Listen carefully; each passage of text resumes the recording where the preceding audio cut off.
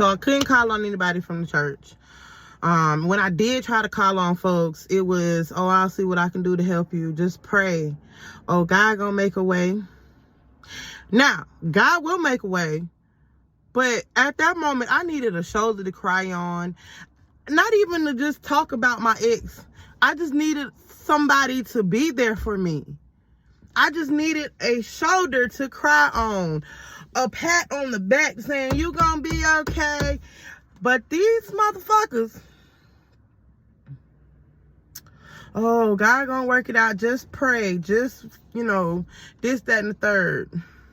But we supposed to be family. Regardless of what happened, I joined your church family. We're supposed to be family. Now, here's where I go to the point of no return. I'm working with someone from the church.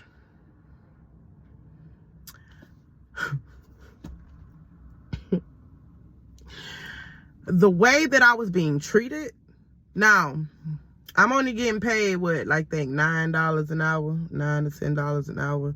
But you got me doing 2 different jobs. The title is 2 different job titles. I'm doing this and then I'm doing this. But you only want to pay me $10 an hour. I think it was 9, maybe 9 or 10.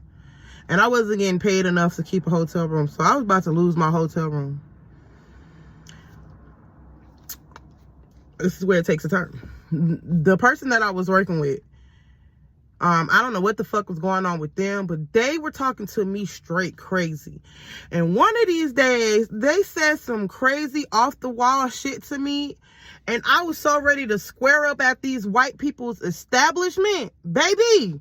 Like, I literally had to walk the fuck off. I had to walk off because I was so ready to say fuck this shit and risk it all and beat this nigga's ass. And excuse my language, but that is exactly how that shit felt. Like, because how dare you talk to me crazy like you... and then I realized the way that this nigga was talking to me crazy is the same way that his parental talks to people crazy. And she has talked to me crazy and brazy before too. Like, these motherfuckers don't know how to talk to folks. And I was basically like, I don't give a fuck about your title. I don't give a fuck about what you do. You're not about to keep talking to me crazy because already I'm in a whole lot of shit. Already I'm going through some shit. And you gonna have the audacity to talk to me crazy? I lost my fucking mind. I lost my mind. I did. I lost my mind. I was already losing the hotel room. I was already losing everything else. I lost the house. I lost the car. I lost all my shit that I had. I had nothing. I had nothing. And I had worked so hard for this shit. I had nothing. My income, I'm going to go back. My income tax checks that we were getting together, you can fucking scratch that shit. Because it was pointless of even getting it. Because as soon as we got it, that shit was gone into other people's pockets. This nigga laid $100 at every fucking woman feet at the church. Now, I believe in sowing seeds. I believe in blessing others. But you're going to bless the others to the point that you don't got nothing. And that's literally what happened. We had nothing. So anyways, I lost my mind after this person talked to me crazy. And didn't want to pay me. And I had done lost my hotel room. So we really didn't have nowhere to stay. Me and the kids didn't have anywhere to stay. So I had to find somebody to go stay with. So I went off on Facebook. I did. And it might not have been the right place to do it. It definitely wasn't. But you motherfuckers knew who I was talking about because y'all were the only people I was in contact with. The only people that I had in my life for the past 3.5 years. Only people that my kids had in their life for the past 3.5 years. So y'all knew I was talking about y'all. And like I said, I knew I was wrong. But I didn't give a fuck. Because y'all had done pushed me so fucking far till there was no point of return.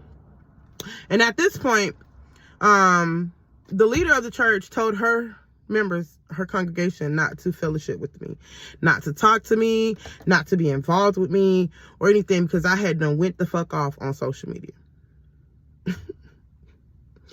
The one chick that I thought was my friend, come to find out that bitch was never my friend. She even had the audacity to say, when I had found me a new little boyfriend, where y'all be finding these men at? Because I'm not about to be stuck on one dude. Especially one dude that is, out here sleeping with everybody. I'm good. Anyways, I just knew she wasn't my friend no more. She probably never was my friend. And that's cool too. I'm okay with that. I really learned a lot from this fucking experience. And a lot of people are like, oh, you're church hurt. I mean, you can call it church hurt. You can call it whatever the fuck you want to call it. I was betrayed by people who I thought was my family. My church family. I was betrayed by people who I thought cared about me and my kids. Mind you, when I was going to this church, I was doing everything I could to show that I was not some leech. I was doing everything to show that I am reliable and I'm resourceful. But I got overlooked all the fucking time. Constantly being overlooked. So, how do you think that makes me feel? Then, not to mention, my kids. These are the people that my kids knew because they were little. They were like 3 and 4, I think. They were little. Y'all are all they knew. So imagine how that went, right? I think I got more love in the streets than I ever did at the church.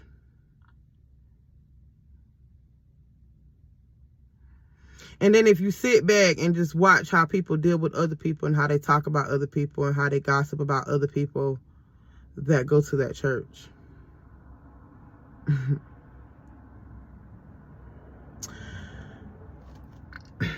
I say don't get discouraged in going to a church, finding you a church family. That may be for you. For me, I don't have it in me anymore. I don't have it in me to go and fellowship at a building with folks who are just going to judge you based off what you look like and what you have done. Because the thing is, all of us are sinners and everybody does something, right? Yes. You're not living holy or holy that you're not doing something. Everybody is a sinner. That's number one. So if I'm sinning, but my sin is different from yours, you can't look down your nose at me. Now there's a righteous judgment. Okay, yeah, because everybody knows right from fucking wrong. So I get that. But what you're not gonna do is sit here and criticize me every single fucking time I make a mistake and every time I do something that's not up to your liking, something that you wouldn't have done. And that's what I was experiencing. And I got tired of experiencing that. I got tired of people looking down their nose at me because I couldn't figure out how to handle my emotions because I felt betrayed. I felt betrayed by church. I felt betrayed by my ex-husband. I felt betrayed by every fucking body. And the only person that was on my side was my kids. And I had to keep going for my kids. I had to learn how to forgive for my kids because God gave them to me for a reason.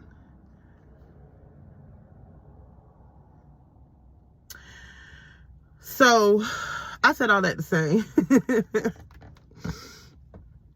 why do you hate Christians? I don't hate Christians. I don't hate Christians. I don't hate the black church. I don't hate the religion. I don't like the religion. I don't like the way that the black church do the community. Not all of them, just some of them. I don't like the way that Christians do people, like as if they were never a sinner. And that's not, I really feel like that's just more of the religious people. Excuse me. But I'll never say that I hate God. I'll never say that I hate, black churches. I never say that. I just will probably never go into one again. And if I do, maybe one day that'll change. Maybe one day it will change for me. Maybe one day God will, give me the serenity to deal with it and finally find me a church home. But until then, I can't. And that was almost, 7 years ago? And it took me about 3 years to heal from that. 2017. was when I really just stopped fucking with the people from the church. All of them. Because what was the purpose? You guys didn't give a fuck about me. Y'all didn't give a fuck about my kids. I almost tried to kill myself, literally jump off a bridge. And you motherfuckers were nowhere near there. Nobody was saying a prayer for Octavia. Nobody was saying a prayer for the kids. So why should I care? And like I said, and before I mentioned, I thought that going to the church, you were supposed to get some type of release, some type of healing, some type of something to help you, you know, get through to the next Sunday. And it was not like that for me. Every time I went into this church building, I felt like I was fighting something. I was fighting something from someone. If it wasn't the leader, it was the other people. If it wasn't the girl that my husband cheated on me with, it was him. If it wasn't his sister, it was the gay brother who practiced witchcraft, who said he does witchcraft. If it wasn't him, it was somebody. Because they didn't want me to be with him. And I was the bad person. But I was the one getting cheated on. You see how that shit goes? So yeah, I'm not gonna knock nobody's, you know, religion or spiritual or whatever. I have a relationship with God myself. I pray, I read, I, you know, fast. I do my necessities for my flesh and my spirituality. My walk is not your walk. Your walk is not my walk. I'm not going to judge you for what you do, and you shouldn't judge me for what I do. But the problem here lies in when we go into these buildings and everybody got their own little secrets of what they're doing in their life, but then they got to look down their nose at somebody else. Yeah, whatever. Y'all can have that. And another thing, I just want to point this out. I really feel like I was mad hurt because when you grow up without a family, you kind of want to feel included, or you want to belong somewhere. And I'm just being honest.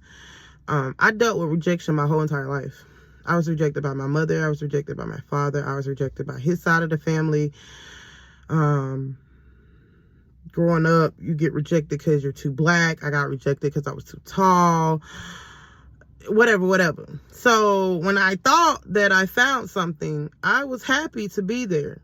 But then I knew that the devil was going to bring his little ugly ass in and make the shit impossible. Yet, I fought as much as I could until there was nothing left in me. But this nigga wasn't fighting at all. And this was the nigga that I was married to. The one who said God said that was my wife. He had no fight. But you got enough fight to go in there. Anyways. So, I just thought that because I found a church family that I found somewhere to belong. I found something that if I was going through some hard times, I could call on these people. Somebody would sit and pray with me. Maybe not even pray with me, just sit there and listen. Because maybe I just need to vent about something. So you just sit there and listen. But I didn't have that. I didn't have a support system. My kids didn't have a support system. They didn't have anybody that they could say, well, if my mama is fucking going through it, I can call on this person and say, hey, can you come talk to my mama because she going through it.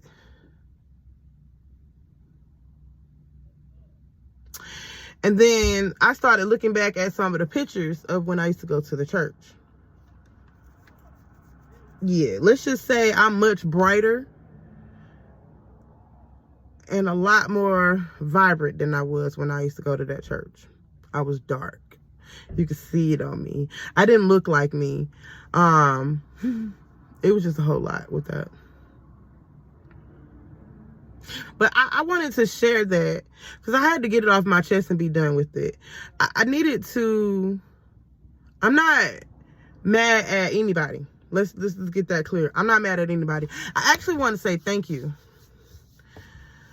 to all of them, because if they had not have betrayed me, if they had not have pushed me out, if they had not have counted me out, if they had not have said fuck Octavia and her kids, I'd probably be stuck. So I thank God for that.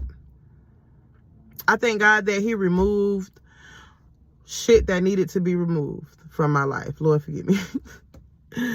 I thank God for that. I thank God that he removed people, things, stuff, whatever from out of my way. I'm in a much better spot than I have ever been in my entire life. I had to go through my healing process, and I'm still going through it, as you can tell, because I'm talking about it. But I had to go through my healing process. I had to start it so that I could become a better mother for my kids, so I could become a better person for me. And so I thank them very much. If they never hear anything else from me, thank you. I said that a few years ago, I think 2017. I said thank you to them. They probably didn't watch the video, but I definitely said thank you. Because if it had not have been for that, had it not been for them, saying whatever to this chick, nothing, she don't need it, I'd still be stuck. Me, on the other hand, I couldn't have seen myself doing somebody like that because I care about people and I care about their mental health and their well-being. So if the shoe was on the other foot, I would have tried, but you can never tell what anybody's going through. So I ain't mad at nobody.